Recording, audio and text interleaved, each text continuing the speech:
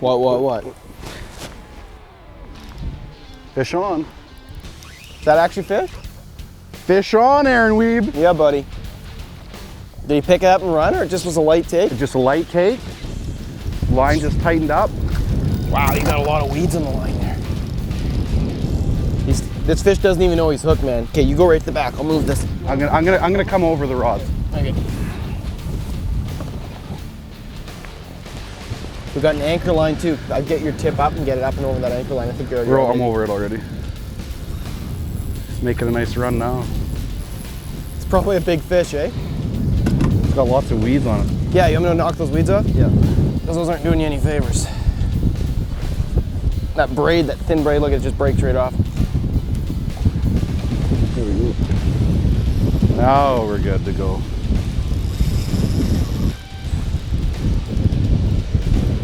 Oh yeah. I'll take them right here if you lift them up. Not yet. Ready? Right here. Yep. Oh yeah, baby. It's a big fatty. Nice first fish. Nice wide body. Oh yeah. Right on. Look at that thing, man.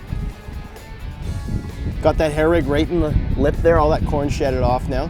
Giant. Can you pop that hook right out? Right in the tip of the mouth there, you gonna pop that out? There we go. Nice starting fish anyways, we've only been here for like 5 minutes. Slip him right back in. I bet she's charged up. Off he goes. Yeah, buddy. One fish, 5 minutes in. Got those hair rigs out. You have more corn there, Clayton? Sure do. You can see the way I've tied this is I've just snelled it with a loop instead of snelling it with a single line. That way my tag end, when I'm done tagging it, has a loop on it. What we do is we just hook a little needle on there, thread the corn onto the needle, and then you've got that line all loaded up with corn. We're using a relatively small hook there. Otherwise, you'd just be able to put a kernel or two of corn on there. But this way we can put a good strip. You probably had about 10 kernels on there? About 10 kernels, yeah. Am I good? Just gonna hook that needle onto the loop like that. And then you can slide all those kernels right up onto that loop. While we've got that loop still hooked on there, Clayton's just gonna put a piece of heavy mono on there, cord in there, and then you wanna push the corn down, Clayton? And then push it against the mono. I'm gonna slide the needle out. And that mono is just gonna stop that corn and keep it on there. And now we've got the whole hook totally exposed, ready for that carp to slurp it up, get that hook again in the corner of his mouth like that last one. That worked out really, really good, Clayton. I'll give you your rod back. That light braid was good for shedding those weeds, eh? Otherwise that could have gotten really messy. Yep. Back to where they are. Ah! Yeah! A giant, buddy! Oh no! When you're looking for a fishing boat, you want a boat that's tough, stylish, and has incredible fishability. Whether you're fishing large bodies of water, small inland lakes, or rivers, Alumacraft builds a boat with you and your family in mind. Alumacraft. It's what fishing is all about.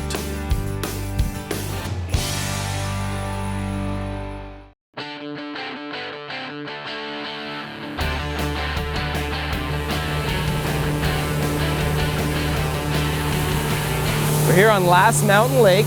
We're buzzing across a mud flat in just 3 or 4 feet of water. This is Uncut Angling. I'm Aaron Weeb. I'm here with my good buddy Clayton Schick. We're headed to the back of a long arm off the main lake here on Last Mountain, and we're looking for carp, which is something that you haven't spent that much time really fishing for, have you? Spend a lot of time here fishing for big pike and trophy walleye, and every time early in the season when we're fishing these big pike, we're in the back bays, you're seeing giant carp shooting out everywhere. Just big ones, big wide bodies. And I thought, you know, it's a species that we don't target very often, and neither does anybody else around here. Why not call up Aaron? Let's go chase some big wide body carp. It's incredible. As we've talked about in Europe, these species are so well appreciated. Here in North America, lakes all across the Midwest, all 5 of the Great Lakes are stacked with these huge carp. And now we're here, we're actually gonna focus on them, whereas most anglers are gonna be fishing the bulk of their time on walleyes, a little bit on pike. It's such a looked after looked over species. I think you mean overlooked, yeah. Overlooked species. And really, you know, these pike in here, they'll get as big as 30 pounds, but here you have a legitimate chance of catching a 35, 38 pound carp. Absolutely, and multiple fish in a day as opposed to a fish of a lifetime on a 30-pound pike, right? And once you're hooked on a few of these carp, you'll be hooked on them for life. Let's go check it out. Yep.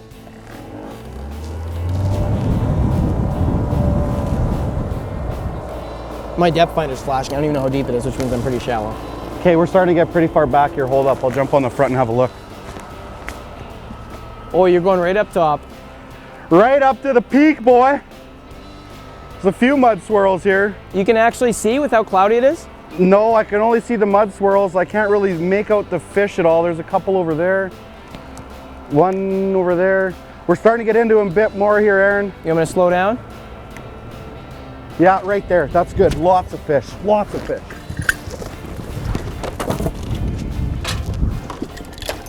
When it's this shallow, I can put my skeg all the way down to the mud for stability too. Clayton's dropping that anchor out the back corner. We're gonna swivel sideways here.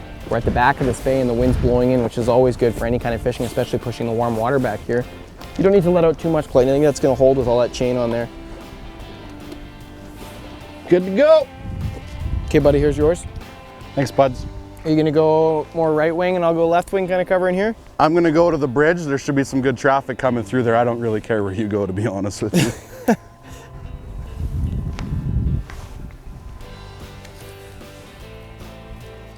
The way we've got this set up once we're on the bottom here is you want to have it pretty much free spooled so that fish can take line as soon as he picks it up. So I got one of two options. If I'm paying a lot of attention, I can open my bail and hold it with my finger. If I feel any sort of pull or anything, I'm going to just let go with my finger, let that fish take the line out and give it a light hook set. The other thing I can do is I can just put the line in this toothpick here, like so, with an open bail, and that's going to stop the line from free spooling out. And as soon as that fish picks it up, it'll take that little bit of tension off the toothpick and just keep pulling line. So what I got that taped on with electrical tape, that's if I'm using the rod holder. So a couple different options there. Oh, yeah, something's going on here. Yeah. Pick up already? Something's going on here. I'm just feeding him a little bit.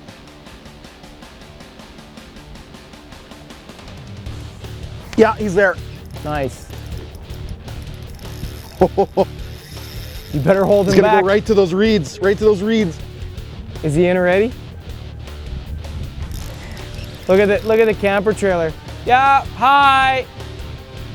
He's in those reeds. We're filming a fishing show. That braided line cut through those reeds, so he's gone. You don't like that at all, do you? I'm blaming it on him. And look at, you even lost the interest of the tourists.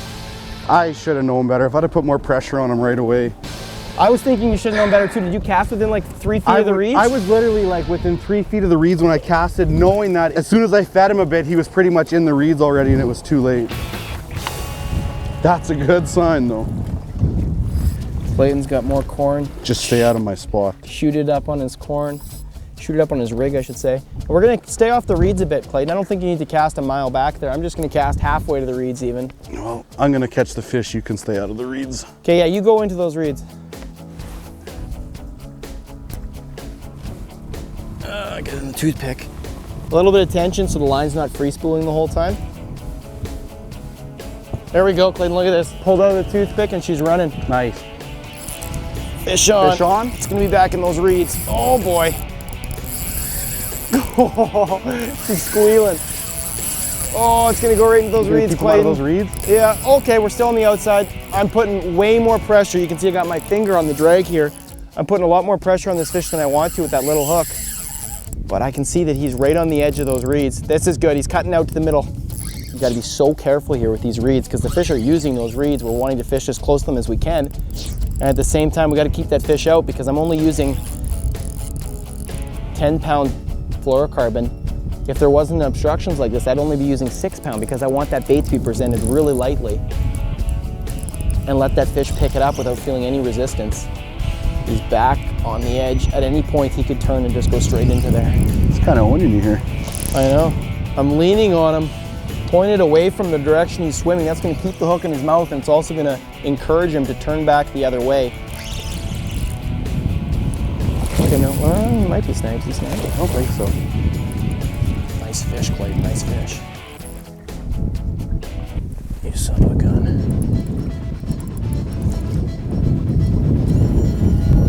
I think it might be even in the motor.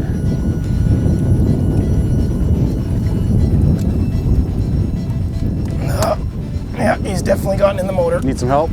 You son of a...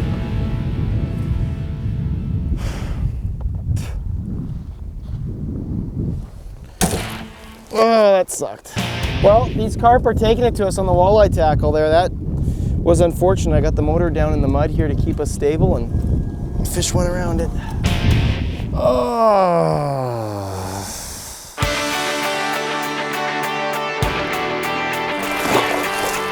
Hi, my name is Ken Kansas. I'm a fisheries biologist at the province of Manitoba. Catch-release fishing has come a long, long way. It needs to go further. We need to realize there's so much more to it than just putting that fish back in the water. Okay, I'm good. 1, 2, 3, 4. Okay, you want to hear a pet peeve of mine? Been watching fishing shows for 30 years. Love fishing shows. Every Saturday, fishing shows have improved over the years, but one thing that I've noticed is there seems to be a lack of a sense of urgency getting that fish back in the water as soon as possible. Not all, even uncut angling. I mean, I'm on the show right now. Sometimes they don't get that fish back in the water. It sure is nice to hold and display your catch out of the water and see, man, what a great fish that is. They have to improve that. They're role models. They're showing people the wrong thing. There's absolutely no need for fish to be out of the water for even a minute. Everyday angler has to realize that a fish belongs in the water. You can pull it out for short periods of time, a few seconds to take a picture, but get that fish back in the water, back in the water, back in the water, back in the water, back in the water, back in the water, back in the water, back in the water, back in the water. So the goal is to release these fish right, properly, not just to watch it swim away, but there's a realistic chance that fish can be caught again one day. Gary Clausen broke the 33-inch walleye barrier with this amazing trophy fish on January 7th, 2012. 1 month later, to the day, Al Entz reaffirmed the 33 and change measurement on this truly rare fish when he recaught it in the dark on February 7th from Manitoba's mighty Red River. Wow, he's a nice big fish. This is really, really bad. Go neutral, go neutral, go neutral. Uncut Angling is proudly partnered with Alumacraft Fishing Boats, Humminbird Electronics, Minn Kota Trolling Motors, Shimano Reels, G Loomis Rods, Jackal Lures, Plano Tackle Storage, Frayville Trusted Gear, and Power Pro Line.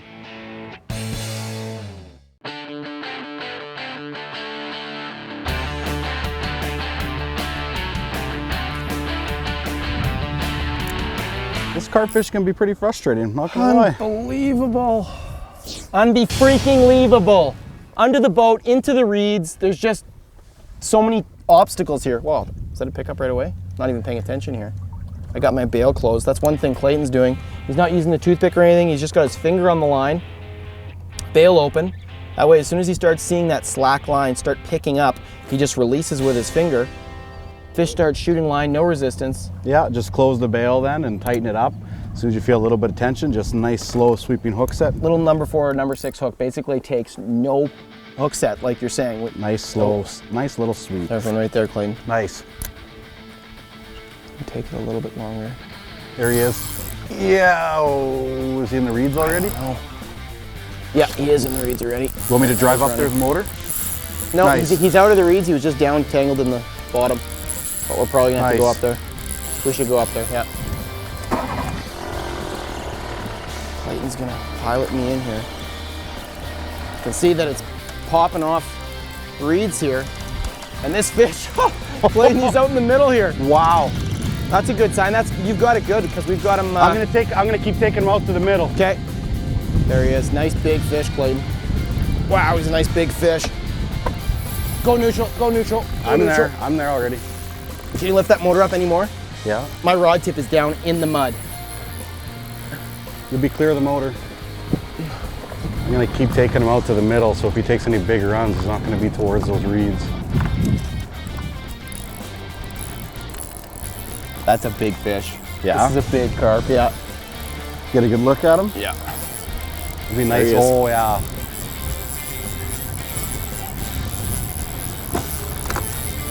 He only cleared that motor by about 3 inches. I think the hull of our boat's only clearing the bottom by a few inches. He's getting tired. He's getting tired. It could be any time. There he is, Clayton. He's right on the surface here. Maybe just go neutral and go for that net. You got the net. You got everything going on back there. Ooh, is that a big fish? Ooh, is that a big fish? Nice. Nice scoop, big body, buddy. Oh, yeah, baby. That's what we're talking about. We had a couple misses there, and we're back on track with a big, big carp here, buddy. We still got some good time here yet, and we're seeing lots of them yet. Wow, that's heavy. That big shad. When I said the water was clear, you could see him swimming away, but that was a monstrous fish. In great shape. Nice. I'll give you a quick look at our rig here. You can see the weight there is just an egg sinker. That's probably only like a 1/4 ounce or something, there, Clayton? Pretty small. Pretty tiny with a bead. Even though the whole point of a sliding rig is that it slides and there's no resistance, there's still always a little bit of resistance when it's dragging on the bottom and stuff. So if you can get away with it, go as light as you can with these carp. We got the open spool stuff going on, just so they don't feel anything when they're taking that line. Then I got a little swivel after my 10-pound braid to 10-pound fluoro, and then we've got just a small number 4 VMC octopus style hook. And just to clarify exactly what I'm talking about for tying this knot, take any fishing knot you want. I'm using a snell knot, it's a little cleaner. You can look up online how to tie a snell knot, but take your fishing hook, take your tag end, poke it through once, and then go back through the eye, the opposite way. And what that will create for you is a nice big loop off there, and now tie a really quick fisherman's knot. So I'm gonna wrap it around a few times here, and as you can see, I've just tied the whole knot with a double line, and then at the end, my tag end is also gonna be a loop. So now we've got that loop on there. I would normally want it to be a little bit bigger than that. I'm gonna load that up with corn. I'm gonna fix it to the needle as I showed you before, and this is a darner needle that you can steal from your mom's sewing kit or your dad's sewing kit if he likes to sew. Pop that loop through the darner needle like so, and then put it around the butt of the needle, pull it tight, and now just like that, that needle is on there, locked in, ready to go. As I already showed you at the start of the show, you can put a few kernels onto the needle, as many as you'd like, and then slide her down onto that loop, and then you can pop that off the end. You got the needle off, you put a piece of hard mono in there, you can put a little twig in there, you can put anything in there, just act as a stop, so when you slide that corn back down on there, it just holds it on there. As you can see, this was just a really crude knot, crude loop, a bunch of corn on there, and it's kept that whole hook open. Got the corn hanging as a supplement beside it. Ready to go carp fishing. Oh, yeah, baby! Yeah! Big boy! I'm dying, buddy! Uncut Angling is proudly partnered with Alumacraft Fishing Boats, Humminbird Electronics, Minn Kota Trolling Motors, Shimano Reels, G Loomis Rods, Jackal Lures, Plano Tackle Storage, Frabill Trusted Gear, and Power Pro Line.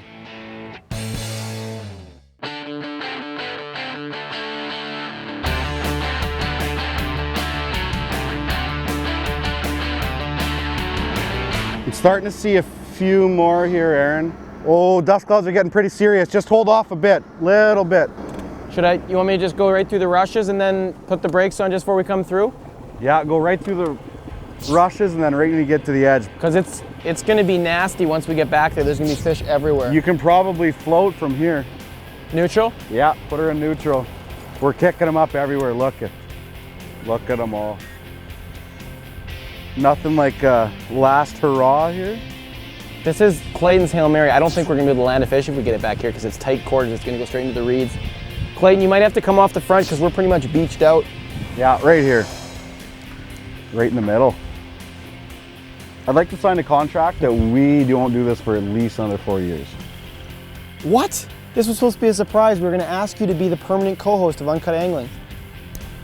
Is it rude to decline on film? Oh, do you like where I am? Oh! Oh! Money shot right in the center of the money pool. Yep! That high five sucked. Do you want to do it again? No. It was a left on left. Got to pick up. Here we go, Look yeah. at that. The tail. Did you see that? Yeah. Oh, that was awesome. Beautiful.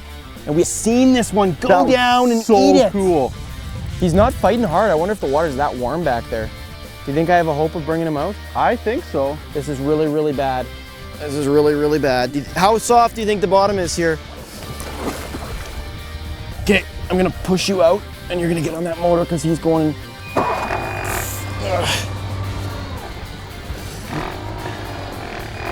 You walk over there, we're gonna come over there.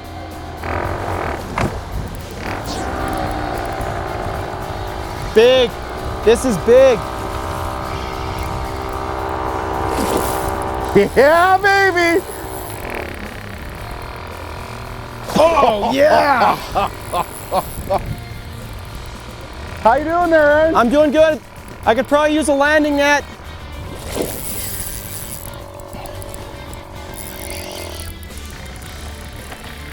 Ready? Yeah, you net him, you net him. Oh.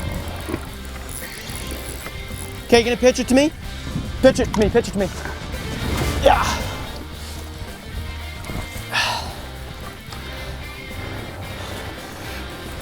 Oh, yeah, baby! Yeah! Big boy! Yeah. Giant, buddy! Oh, yes! Too funny. Oh, yeah. Unbelievable. I got the net for you. Why don't you grab me your rods so you can get this puppy out of here. Pull me in a little bit closer, maybe. There we go. Fish is still pretty green. He went right into the weeds and didn't even fight as hard as he could have. Like, he could have easily schooled me by just going back a little farther. I think his problem is that he's a fatty. Look at that thing. Unbelievable. Oh, yeah. Look at the belly. I'll just tilt it up there. Show you how fat that fish is. It's absolutely gorgeous. The girth on that thing. I'm just gonna put him right back in the water. Oh, geez. He's just so beautiful. He's still got so much energy. Take real good care of this fish. And there he goes. Oh, yeah! Uncut angling! That's a wrap. Yep. Uncut Angling is proudly partnered with Alumacraft Fishing Boats, Humminbird Electronics, Minn Kota Trolling Motors, Shimano Reels, G Loomis Rods, Jackal Lures, Plano Tackle Storage, Frabill Trusted Gear, and Power Pro Line. That's a wrap. Hey, that's a wrap. I'm catching one more back there for fun yet. That was freaking awesome. Oh, that worked out so good.